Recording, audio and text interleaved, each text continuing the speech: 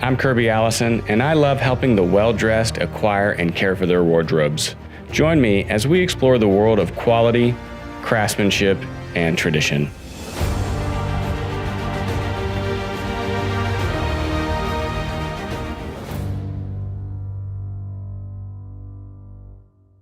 Hi, I'm 𝗛𝗚𝗟𝗟, and we love to help the well-dressed acquire and care for their wardrobes. I'm here with two of my favorite people in London, Mr. Edward 𝗖𝗢𝗟𝗡 and Eddie 𝗖𝗢𝗡, two of certainly the most best-dressed, friendly, and well-known cigar merchants here in London. And thank you, gentlemen, for joining me. You know, one of the things that has always fascinated me is just the stories behind quality craftsmanship and tradition. And these two gentlemen right here have some of the best stories I've ever heard. So, thank you for sitting down with me and for us, being able to talk through some of that. It's a pleasure. May I call you Kirby? Please, please. And please call me Edward. It'll make life easier. Yeah. It's a pleasure. Thank you for taking the time to be here in London. Such a beautiful day as well. It's quite inordinary for London. I'm quite looking forward to our discussion or chat. Yeah. Before I do that, do I have your permission to light up a cigar? Please. I mean, this is one of my favorite places to smoke in London. And can I offer you one as well? Please, please. What do we have? It's one of my favorite morning cigars. Okay. The Davidoff No. 2, mild, smooth, easy smoke. It's got a smaller ring gauge, so it's not overpowering. And as I had a nice breakfast, as you know, it will complement the morning very well. A great start to the day. Yeah. So, Mr. 𝗖𝗢𝗡, I mean, how did you get into cigars? I mean, here you are, Davidoff of London, has been on this shop corner, for the better part of how many years? For just under 40 years. Just under 40 years. But how did you first, become interested in smoking cigars? My history of smoking goes back to my age of 16. I was 16 years old. Officially. And at the time I was living in Iran. There was a shop I used to pass by going to school. In the window they had a pipe. It was an oval-shaped pipe. I just saw it and fell in love with it. I managed to collect enough pocket money and the courage to walk into that shop one day. I bought the pipe, and that was the beginning of a long journey for me in enjoying a fine tobacco product, being a pipe or a cigar. Mm-hmm. I smoked the pipe for a number of years and think must have been 23, 24 years old, and by chance I was given a box of Portuguese cigars. I remember so well. A friend of mine, he had just come from Lebanon, and he said, "Edward, I have a box of cigars for you." I said, No, I don't smoke cigars. I only smoke pipes." He said, "No, but you must smoke it. It's very nice. You'll enjoy it." It was early in the morning. It was... Thank you, Eddie. It must have been like 10:30 in the morning. Out of courtesy to him, I had a coffee and lit up the Portuguese cigar. And after 3-4 puffs, I felt that if I continue, I'm going to be sick. I put the cigar down discreetly and didn't touch it again for a number of months. This went on for a while until one day I realized I'd run out of pipe tobacco. I had a nice lunch. After lunch, I sat down in my office. I opened the drawer to take my pipe and tobacco out to enjoy it. Didn't have the tobacco. Whilst I was looking for the pipe tobacco, I found the box of cigar again. I said, well, I'll have another go at it. I lit up the cigar, and it was really enjoyable. I enjoyed it. What a difference between the first and second smoke. And the same friend of mine who had given me the box of cigar, he came back one day, a month later. He said, "Oh, Edward, did you smoke the cigar? Did you like it?" I said, "To be honest, the first one was terrible. It made me nearly sick. But the second one, I really enjoyed it. When I had lunch, I smoked that." He said, "Well, cigar, usually you should smoke after you had something to eat. Never smoke a cigar on an empty stomach." That was my first lesson in enjoying a fine cigar. And from there on, I just started smoking cigars. Within my travels, I had heard the name Davidoff shop in Geneva. I made a point of visiting the shop. I was served by Zino Davidoff himself. Wow. And I said, I want a cigar, strong, mild. I said, well, no. From the experience I had from the particles, I said, no, I don't want anything too strong. So then you should have the Davidoff number 2, which is exactly what we're smoking now. Well, we're smoking today. It's a And beautiful draw. Love affair started from there with the Davidoff and the Davidoff number 2 in particular. It's a mild, smooth, easy cigar, and it reminds me of my first experience with Zino. What a great story. You know, at this time you were still living in Iran. You know, you were smoking, cigars, kind of casually traveling for work. You know, how did you go from there to, being here in London? And selling cigars. And actually selling cigars. God, that is a bit of a long story, but I'll try to keep it short. You know, when we had our revolution in 1979, and I was in London at the time, it was Christmas, end of 78, it was the Christmas time, and I brought the family over to London thinking it would be a good opportunity to spend Christmas here, and things will settle down back home and we will go back. Whilst we were here for our Christmas, we celebrated our Armenian Christmas on the 6th of January, so extended our stay a bit longer. And whilst that was happening, we had the news that our businesses back in Iran, which included breweries, we had 3 breweries there. With the revolution there, they had attacked the breweries, they had set fire to the breweries, they had set fire to cinemas, they had set fire to nightclubs. Okay. And the word was, it won't be safe to come back at the moment. And with that, first thing I needed to do was to make sure I had permission to stay in this country. I went, asked a friend of mine, he was a bank manager, to recommend a solicitor who would help me out in things I should do and not do. And I met a very nice young gentleman. He had just graduated from Cambridge. His name was 𝗛𝗚𝗟𝗡.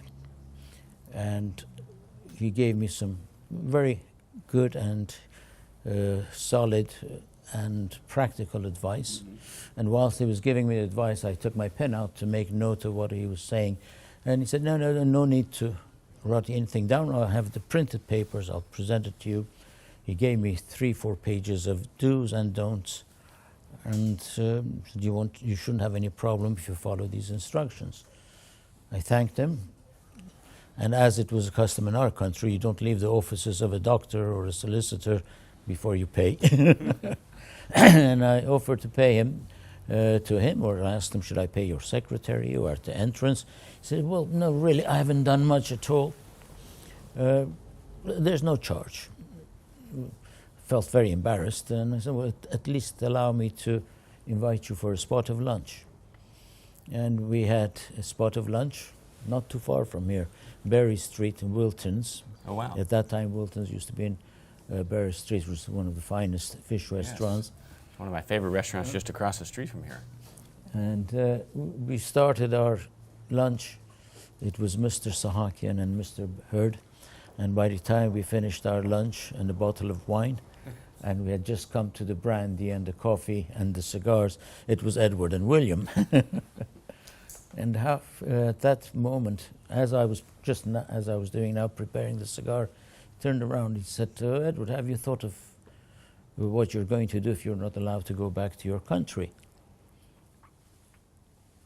And I was surprised. I said, "What a strange question! Of course, I'm going back. We left everything: our home, our businesses, our lives, everything there. Of course, I'm going back. It might be 6 months, it might be a year, but we're going back." But he was wiser than that, much wiser. He said, well, let's presume you were not able to go back. You're far too young to retire. Is there anything you like, any hobbies? And as he's asking me this question, I'm preparing this cigar, cutting it to offer to him to smoke. And I just looked So what would I like to do? It's like asking a little boy, you know, when you grow up, would you want to have a chocolate factory or be a fireman?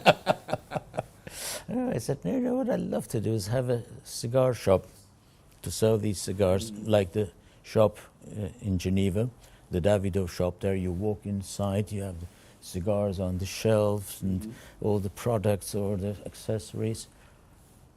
The next thing I know, he took out his pen, he's making a note. Said, what is the name of that shop? I said, Davidoff. He said, I'll write a letter to see if they want to open a shop here. I said, no, William, we're just talking about dreams now. I wouldn't even have a clue what to do, where to start. He persisted. He wrote a letter. The first time it was negative, the reply. The second time he didn't give up. He sent a letter directly to the president of the company. Next thing we know, we're talking to the president of Davidoff. He came to London. He invited us to go to Geneva, to Basel, to have another chat. And within a year, I was opening a shop. Here on this corner? On this corner, it was, and the shop actual opening day was 29th of May, 1980. Wow, amazing. Eddie, do you remember this as kind of a young boy? I do, yes. At the time I was almost 8. Cigars and the enjoyment of tobacco cigars had always been around me at home. My father, in those days you could drive in a car, have the roof open and light up a cigar. No one would look twice. So the aroma was always in my nose. And I remember going into my father's study and seeing beautiful pipes laid out, and the pipe jars and the humidors and cigars, and it was always of curiosity to me, fascinated. So when the shop opened, it seemed like a very natural development to my eyes, and I remember early days coming here, exploring the goodies. I was born a pyromaniac, so the delight to find boxes of matches that I could buy. Of course. It's a miracle that it hasn't burnt down. Well, truly. I still have a whole bag of matches he used to collect when he was a little boy. Oh, really? His mom confiscated it for a while, so rather prudently. until he grows up. Then at one point we were going to give it to him, but then the grandchildren came along, so it's back with us again. Oh, boy. And I remember buying my first pipe here, and then slowly, certain holidays, Christmas and so on, we would come and help make the cartons to hold the cigars, because of course those days Christmas was an extremely busy period. And so it was in the blood, and I was exposed to the shop regularly. I have to tell you the story of a pipe he bought. Okay. He was a little boy and he came, it was a Saturday, and he was hovering around. We still had that basket there full of, we call them reject pipes, and we were selling it at the time for £12. And Eddie chose me and said, Dad, can I buy this? I said, yes, you have pocket money, it will be £12. Fine, we did the transaction, and off he went. A few months later, he was back in the shop. In the meantime, for some reason, the prices of the pipes had gone up. But I think when the budget had come out, we had the new VAT, whatever. So the pipes became £14. And Eddie's looking around. He said, Dad, these pipes, I paid £12. I said, yes. He said, well, it's £14. I said, yeah, it's gone up, Eddie. Can I bring my pipe back and get £14? He's on the right track. Eddie, what's your first memory of kind of sharing a cigar with your father? I mean, oh, I remember it very well. In fact, exactly where we're sitting right now, and exactly the same cigar. At the time, I was 16, and the cigar we smoked was a number 2, admittedly a Cuban number 2. But my father called me in, it was a Saturday, I think, and came in. It was a bit mysterious. Now, let me tell the backstory of that, then you continue. The day before, Eddie's mom, Greta, going through his pockets, which she does regularly, not does anymore, but did. We found all sorts she of continues to do it with you. She continues doing with me. Among the items that she had discovered was a lighter in his pocket. And hysterical came to me, Eddie is smoking. I said, how do you know? I found this lighter. I said, well, it doesn't mean that he's smoking if he has a lighter. No, I'm sure he does. You have to have a word with him. I said, okay, I'll have a word with him Saturday. I don't want you to be present because we don't want to create this situation into a scenario. I'll have a word with him, don't worry. Eddie, come to the shop Saturday morning. I want to talk to you. Now you continue. So here we are. It's that morning. Now, just so everyone knows, it was a Zippo my mother found. And at that point in London, it was very fashionable to have Zippos and play around with Zippos and light them in multiple ways. So this is why I had the Zippo. I definitely wasn't a smoker at the time. I quite enjoyed my sports. So anyway, so here I come. I sit down and yeah, Dad, everything okay? He goes, well, takes out a number 2, cuts it. I said, okay, he's going to have his cigar. He gives it to me. I went, huh? What's this? Actually, you even lit it for me. Here you go, son, here's your cigar. So, well, I don't really smoke that. He goes, well, whether you smoke or not, doesn't matter. If you're going to smoke... No, I said, I know you smoke. And if you are going to smoke, you might as well smoke the best. He was sitting here and I was standing right in front of him. And I was saying, you have to smoke this. So there I was, given my first proper cigar and smoked it. Did you have an experience similar to your father? No, I didn't get sick, but I can honestly tell you it didn't grab me. I didn't go, wow, this is wonderful. It was 10 o'clock in the morning, by the way. 10 o'clock? About this same time. This time of the day on a Saturday. You know, Hadn't given him breakfast, you know? No, he'd got a bollocking, but no breakfast. And I think I survived it and didn't really have another cigar until my early 20s when it was much more, my palate had matured. I think at the age of around 21, 22, I came back and worked with my father in London. I'd done some studies in the US at university, hadn't finished my studies there because I was enjoying myself too much. So my father had called me back and said, enough money wasting there, come and pay me back by working in the shop, which he was absolutely right to do. And that's when I really took to cigars. And this was in the early 90s, so we were just entering the cigar boom, with Cigar Aficionado being launched and the huge new interest that we saw in the US trickled through globally. So it was a great time to be in the shop. I mean, we were meeting not just celebrities and interesting people like that, but just the volume of interest, media level, all walks of life, people coming in. Yeah. So did you have any expectations of Eddie to join the business, or? Not really, no. I mean, for me, it all started as a joke, as a hobby with my solicitor, and then it continued that he was going to school with his sister. They were pursuing their own career, and I had an opportunity to get a long lease of the shop, which was 25 years. So I bought the 25-year lease of the shop. I calculated I would probably be in my 60s when it comes to an end. Perfect. Children have grown up. They're doing their own thing. Mm-hmm. And I've done my life. Now I'll have some time to enjoy myself, and the lease will finish. And it was fine. Everything went along to plan until we got nearer to the last couple of years of the lease, and I realized I'm not ready really to retire yet. Eddie was, by then, he had graduated, he was working for a bank. I would have loved him to be with me, but it was a very selfish thought. However, circumstances changed. We came up to the 2008 markets that crashed. Eddie, the bank he was working for was RBS, and he was in a department doing structured credit. Structured credit. It's one of the things that created the crash, apparently. Way more interesting than structured credit. We were in the eye of the storm, so to speak. Yeah. And one day he called me and said, Dad, I'm going back home. I've just been made redundant. The whole department is closed down. A few weeks went by, and I said, Eddie, any thoughts of coming and helping me, perhaps? Oh, Dad, no, I'm looking for other jobs. I don't think so, thank you. I said, okay. Another month or two went by. I said, Eddie, I need some help. Whilst you're looking for a job, come and help me out, and then see how it goes. I knew he had it in him. I knew he would enjoy it.